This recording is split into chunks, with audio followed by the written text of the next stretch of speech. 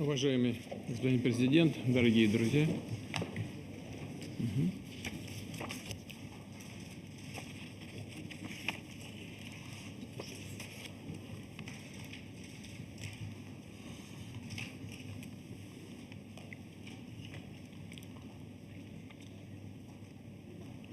Уважаемый господин президент, дорогие друзья, в ходе вашего визита в Москву в августе мы провели обстоятельные переговоры, обменялись мнениями по ситуации на Ближнем Востоке, рассмотрели ключевые аспекты российско-палестинского сотрудничества и тогда же договорились о том, что вы приедете на саммит БРИКС в Казань, чтобы продолжить наш диалог.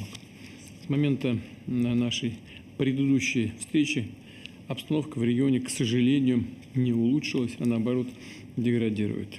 Трагические события в секторе Газа привели уже к гибели более чем 40 тысяч человек. Спровоцировали обострение и вливание в других частях Ближнего Востока. Растет напряженность и на западном берегу. Мы все это видим. Принципиальная позиция России имеет последовательный и абсолютно неконъюнктурный характер. Мы твердо выступаем за скорейшее прекращение кровопролития, предоставление гуманитарного доступа ко всем нуждающимся. Призываем все стороны проявлять сдержанность.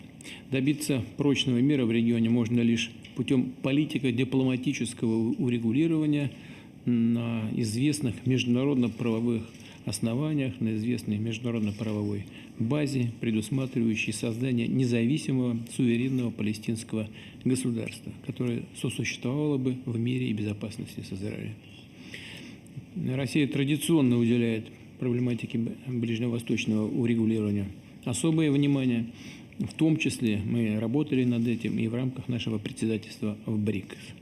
Страны-участницы, как вы заметили, на встрече и в ходе двухсторонних контактов придерживаются схожих подходов.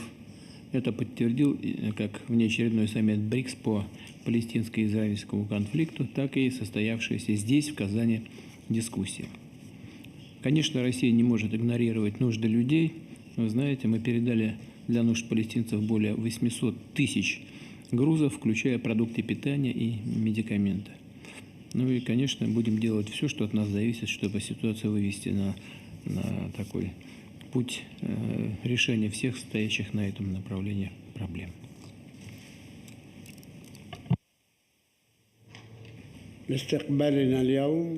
Наша сегодняшняя встреча и сегодняшний день для нас важны.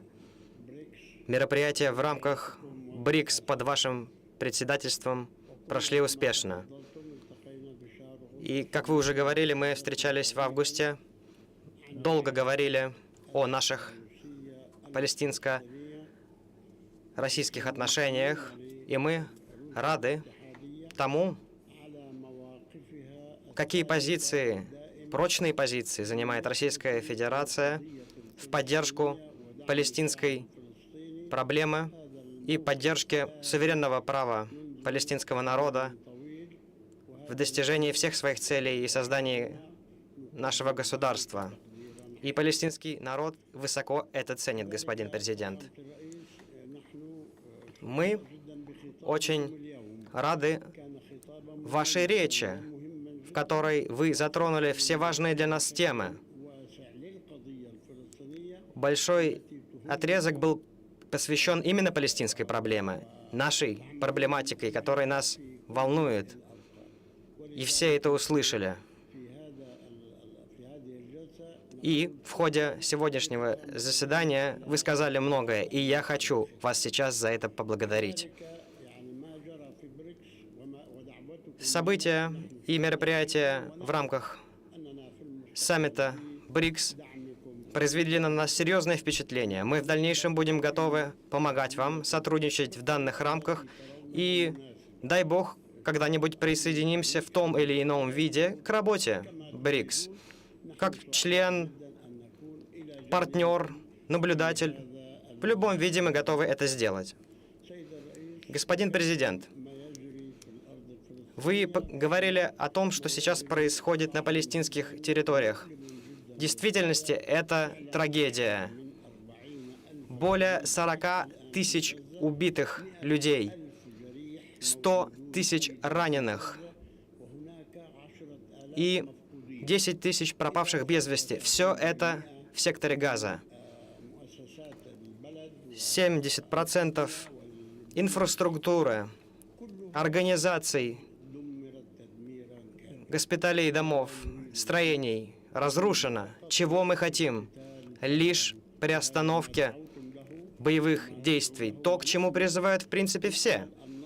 И мы надеемся, что мы сможем этого достичь, и уже после этого начать доставку гуманитарной помощи и увеличение объемов этой помощи для того, чтобы облегчить страдания мирных людей, чтобы мы могли завозить одежду, питание, воду, медикаменты. И есть еще важный момент, который следует затронуть. Палестинцы никогда не уйдут из Газы, как никогда не уйдут с западного берега реки Иордан. Это важная вещь.